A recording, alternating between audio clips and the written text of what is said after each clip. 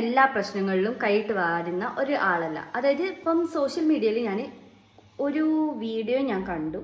അതിന് സത്യം പറഞ്ഞാൽ എനിക്ക് ഭയങ്കരമായിട്ട് പ്രതിഷേധമുണ്ട്. ഈ ഒരു മനുഷ്യൻ്റെ കാര്യത്തിൽ ഞാനും ഭയങ്കര ആരാധികയായിരുന്നു. കാരണം എന്താ വെച്ചാൽ ഇയാൾ പറയുന്ന ആ ഡയലോഗ്സ്, പിന്നെ ആ ഒരു എന്തൊക്കെയോ കാരണങ്ങൾ കൊണ്ടിട്ട് എനിക്ക് അയാളോട് ഭയങ്കര ആരാധനയാണ്. ഞാൻ അങ്ങനെ വിചാരിക്കും, ഓ ഇയാൾ വാട്ട മാൻ എന്നൊക്കെ ഞാൻ വിചാരിക്കുന്നുണ്ട്. പക്ഷെ വെറും വേസ്റ്റ് ആണെന്നുള്ള കാര്യം ഈ ഇടെയാണ് ഞാൻ മനസ്സിലാക്കിയത്. അത് ആരാന്നല്ലേ, അത് വേറെ ആരുമില്ല ഗൈസ്, അഖിൽ മാരാർ. കാരണം ഒരു കാര്യം പറഞ്ഞു കഴിഞ്ഞാൽ ഇയാൾക്ക് 100 എന്താ പറയുക ന്യായങ്ങളാണ് അതിലുണ്ടാവുക. ഈ ഇടയായിട്ട് ഞാൻ ഒരു വീഡിയോ കണ്ടിട്ടുണ്ടായിരുന്നു. അതായത് സ്ത്രീകളെ ആക്ഷേപിച്ചു കൊണ്ടിട്ടുള്ള ഒരു വീഡിയോ ആയിട്ടാണ് എനിക്കത് തോന്നിയിട്ടുള്ളത്. കാരണം എന്താ വെച്ചാൽ അതിൽ പ്രസവം എന്ന് പറഞ്ഞിട്ടുള്ള ഒരു സംഭവത്തിനെ വളരെ ലേസി ആയിട്ടാണ് ഇയാൾ പറഞ്ഞിട്ടുള്ളത്. സംഭവം അതായത് പ്രസവിച്ച് കഴിഞ്ഞ് 2 കിലോ അരി എടുത്തിടിച്ച് അങ്ങനെയൊക്കെ നടന്നിരുന്നൊരു കാലം ഉണ്ടായിരുന്നു. അതായത് പെണ്ണുങ്ങൾക്ക് ഉണ്ടായിരുന്നു. അതേപോലെ അല്ല ഇപ്പത്തെ എങ്ങനെയാ വെച്ചാൽ എന്താണ് പ്രസവത്തിന് എന്താണ് പെൺകുട്ടികളൊക്കെ ഭയക്കുകയാണെന്നൊക്കെ പറഞ്ഞിട്ട് ഒരു കാലത്ത് സ്ത്രീകൾ പ്രസവം എന്ന് പറയുന്നത് വളരെ കൂടുതലാണ്. പണ്ടൊക്കെ തമാശയായിട്ട് ചിലർ പറയുന്നത് കേൾക്കാം, ആ സ്ത്രീ അവള് പ്രസവിച്ചിട്ട് പോയിരുന്ന് ആ 2 കിലോ അരി ഇടിച്ചോടെ വെച്ചിട്ടുണ്ട്. ഇത്ര നിസാരമായിട്ട് സ്ത്രീകൾ വളരെ എൻജോയ് ചെയ്തിരുന്ന ഒരു പ്രോസസ്സ്. ഏതോ ഒരു ഇന്റർവ്യൂവിന് പോയപ്പോൾ ഇയാള് പറഞ്ഞതാണ്. സത്യം പറഞ്ഞാൽ ഇയാൾക്ക് ഇതിനെപ്പറ്റി വലിയ ധാരണ ഒന്നുമില്ല. അതായത് ഇയാൾക്കൊരു ഭാര്യയുണ്ട്, 2 പെൺകുട്ടികളാണ്. എന്നിട്ടും സ്വന്തം ഭാര്യനെ അടിച്ച് താഴ്ത്തുന്നവനാണ്. അത് പറഞ്ഞിട്ട് കാര്യമില്ല. ഭാര്യക്കും എൻ്റെ അണ്ണെന്ന് പറഞ്ഞിട്ട് പിന്നാലെ നടക്കുന്ന എന്താണ് ഓരോടൊക്കെ ഞാൻ ഇപ്പം എന്താ പറയുക, ഓരോ കാര്യങ്ങളൊന്നും നമ്മൾ നോക്കണ്ട, നമുക്ക് നമ്മളെ കാര്യം പറയാം. ഏതോ കാലത്തുള്ള സിനിമകളും എന്തൊക്കെയോ കണ്ടിട്ടുള്ള ചെറിയ എന്താണ് കുട്ടികൾക്ക് പോലും ചിലപ്പോൾ ഇത്രയും മൈന്യൂട്ടായിട്ടുള്ള അറിവായിരിക്കില്ല. അത്രയും ചെറിയ അറിവ് വെച്ചിട്ടാണ് ഇയാൾ ഈ കൊണയ്ക്കാൻ നിന്നത്.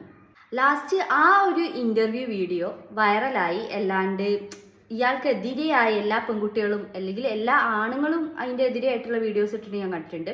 അപ്പോൾ എല്ലാവരും അയാൾക്ക് എതിരായി എന്ന് കണ്ടപ്പോൾ അയാൾ വേറൊരു വീഡിയോ ഇട്ടു. അതാണ് ഏറ്റവും കോമഡി. ആ വീഡിയോയിൽ എന്താ പറയുന്നത് വെച്ചാൽ, എനിക്ക് മനസ്സിലാവുന്നില്ല ഇത്രയും മഹത്തരമായിട്ടുള്ളൊരു പ്രോസസ്സിന് ഈ പെൺകുട്ടികളൊക്കെ കൂടി എങ്ങനെയാണ് ഇങ്ങനെ എന്താണ് വ്യാഖ്യാനിക്കുന്നത്, ഞാൻ എന്തെങ്കിലും തിരുത്താനുണ്ടോ എന്നൊക്കെ ചോദിച്ചിട്ടുള്ള ഒരു വീഡിയോ ആയിരുന്നു അയാൾ പിന്നെ ഇട്ടിട്ടുള്ളത്. കാരണം അയാൾ പറഞ്ഞത് 100% തെറ്റാണെന്ന് അയാൾക്കറിയാം. പക്ഷെ അയാൾ പറഞ്ഞത് ശരിയാക്കാൻ വേണ്ടിയിട്ട് ഇയാൾ ന്യായീകരിച്ച് ഇങ്ങനെ മെഴുകുക. സൃഷ്ടിക്കുന്ന ഒരു മഹത്തായ പ്രോസസ്സിനെ നിങ്ങൾ എല്ലാവരും കൂടെ ചേർന്ന് ഭയത്തിന്റെ ഒരു പ്രോസസ്സാക്കി മാറ്റിയിരിക്കുകയാണ്. ഒരു കാലത്ത് അമ്മയാകാൻ കൊതിച്ചിരുന്ന സ്ത്രീകളിൽ നിന്നും ഇന്ന് അമ്മയാകാൻ ഭയപ്പെടുന്ന ഒരു സ്ത്രീകളിലേക്ക് നിങ്ങൾ സഞ്ചരിപ്പിച്ചുകൊണ്ടിരിക്കുകയാണ് സമൂഹത്തെ. ഈ പെൺകുട്ടികൾ എല്ലാവരും കൂടെ ചേർന്ന് സൃഷ്ടിക്കുന്ന പുതിയ മെസ്സേജ് അല്ലെങ്കിൽ നിങ്ങൾ നൽകുന്ന മെസ്സേജ് എന്താണെന്ന് പോലും എനിക്ക് മനസ്സിലാവുന്നില്ല. ഞാൻ എവിടെയാണ് തിരുത്തേണ്ടതെന്ന് എനിക്ക് മനസ്സിലാകുന്നില്ല. ശരിക്കും ഒരു തെറ്റ് പറ്റിയെന്ന് ഒരു പേഴ്സണ് മനസ്സിലായി കഴിഞ്ഞാൽ അയാൾ അത് അംഗീകരിക്കുക, അല്ലെങ്കിൽ നല്ലൊരു പേഴ്സൺ ആണെങ്കിൽ അത് അക്സെപ്റ്റ് ചെയ്യും സ്വന്തമായിട്ട്. അതായത് നമ്മൾ മനുഷ്യന്മാരല്ലേ, മനുഷ്യന്മാരായാലും തെറ്റ് പറ്റും. മനുഷ്യന്മാരിനല്ല, ഈ ലോകത്തുള്ള എല്ലാ സാധനത്തിനും എന്തെങ്കിലും ഒരു തെറ്റ് പറ്റും. തെറ്റ് പറ്റാണ്ടൊന്നുമില്ല. അത് അക്സെപ്റ്റ് ചെയ്യുന്നതാണ് ഏറ്റവും ബെറ്റർ ആയിട്ടുള്ള കാര്യം. അത് അക്സെപ്റ്റ് ചെയ്യാൻ പറ്റായിട്ട് ഇത് പറഞ്ഞ കാര്യം തന്നെ ന്യായീകരിച്ച് മെഴുകി ലേശൊരു ഉൾപ്പുണ്ടെങ്കിൽ ഇങ്ങനെ കിടന്ന് മെഴുകുമോ? ആ ഒരു പ്രശ്നവും കഴിഞ്ഞ് പിന്നെ ഇയാളൊരു വീഡിയോ ഇട്ടു. കാരണം എന്താ വെച്ചാൽ അതിൽ ആ ഒരു വീഡിയോയിൽ പറയുന്നത് എന്താ വെച്ചാൽ, മൂപ്പര ഭാര്യനെ 2 പെൺപിള്ളേരെ ഒക്കെ എന്താണ് നമ്മൾ റിയാക്ട് ചെയ്യുന്നുണ്ട്, നമ്മൾ ഓർക്കെതിരെയും കൂടി നമ്മൾ വർത്തമാനം പറയുന്നുണ്ടെന്ന് പറഞ്ഞിട്ട് അതിനെതിരെയുള്ളൊരു വീഡിയോ ആണ് ഇട്ടത്. അതിലാണെങ്കിൽ ഫുൾ ആ ഒരു ഞാൻ പറയണത് എന്താ വെച്ചാൽ, ആ 2 ഭാര്യനെ ഞാൻ ഒഴിവാക്കി പോട്ടെ, അത് എൻ്റെ അണ്ണെന്ന് പറഞ്ഞുകൊണ്ട് അതിൻ്റെ അതായത് ആ മാരാറിൻ്റെ ഒരു ഇതിലേക്ക് സർക്കിളിലേക്കാണ് ഒരാക്കിയത്. അത് ഇനി പറഞ്ഞിട്ട് കാര്യമില്ല, അത് ഇനി തിരിച്ചു വരില്ല, അത് പോട്ടെ. പിന്നെ ഉള്ളത് ഈ 2 പെൺകുട്ടികളാണ് വളർന്നു വരികയാണ്. ഓരെയും കൂടി അതായത് ഈ 2 പെൺകുട്ടികളെയും ഭാര്യനെയും ഒക്കെ കൂടി ഇൻക്ലൂഡ് ചെയ്തിട്ടാണ് ഇയാൾ ആക്ഷേപിച്ചത്.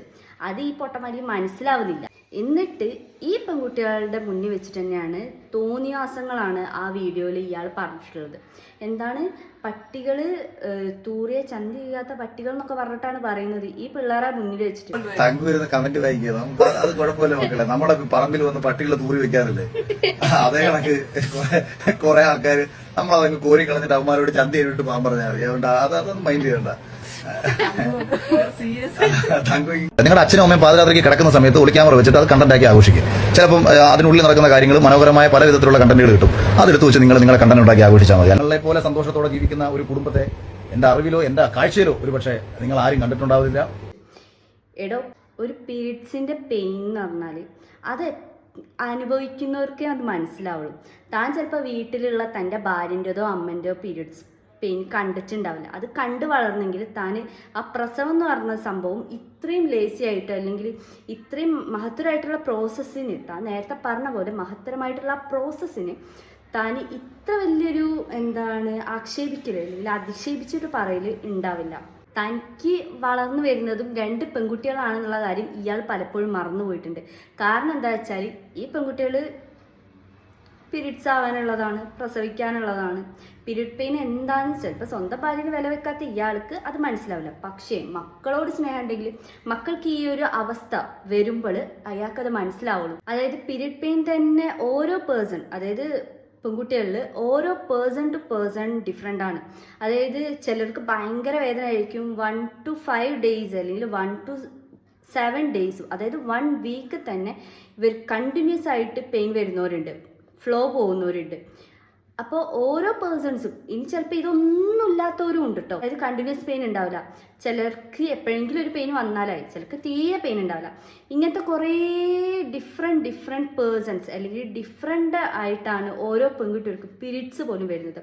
അപ്പോഴാണ് ഇയാൾ പ്രഗ്നൻസിനെ ജനറലൈസ് ചെയ്തിട്ട് ഇങ്ങനെ ഒരു കാര്യം പറഞ്ഞിട്ടുള്ളത്. എന്തെങ്കിലും ഒരു അടിസ്ഥാനത്തിന്റെ അറിവോട് കൂടിയിട്ടാണ് ഇയാൾ ഈ പറയണതെങ്കിൽ പിന്നെ ഒരു ന്യായമുണ്ട്. ഇതൊരു തേങ്ങ മനസ്സിലാക്കാണ്ട് പണ്ടെങ്ങാണ്ട് കണ്ട ഏതെങ്കിലും ഒരു സിനിമയത്തെ ഡയലോഗും പൊക്കി പിടിച്ചോണ്ട് അങ്ങോട്ട് നടക്കല്ല വേണ്ടത്. ഇത് പറഞ്ഞത് എന്തെങ്കിലും തെറ്റാണെന്ന് മനസ്സിലായല്ലോ, ഞങ്ങൾ വീട്ടുകാർക്കെതിരെയാണ് പറയുന്നത്, ഞങ്ങൾ കേസ് കൊടുക്കും, ഇങ്ങനൊക്കെ പറഞ്ഞിട്ട് കാര്യമൊന്നുമില്ല. പറഞ്ഞത് തെറ്റുണ്ടെങ്കിൽ അത് അക്സെപ്റ്റ് ചെയ്യുക, അല്ലാണ്ട് വെറുതെ കൊണച്ചിട്ടൊന്നും ഒരു കാര്യമില്ല. മനസ്സിലായോ?